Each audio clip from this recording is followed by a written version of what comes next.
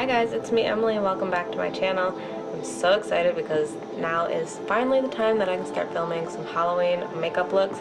I busted out my green trunk where I keep all of my Halloween looks, or like the makeup for my looks.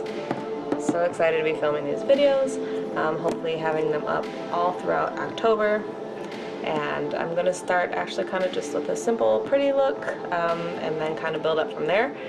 We're going to sit down, we're going to have some fun and play with some Halloween makeup. So if you're interested and want to see what I come up with, then just please keep on watching.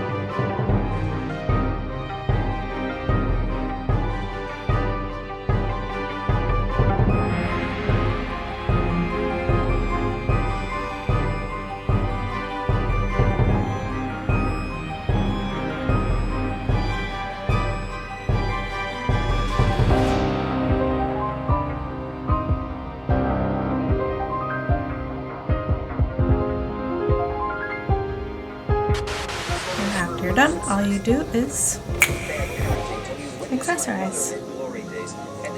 So this is the look. The colors are kind of fading a little bit. They're not as pigmented as I would have hoped.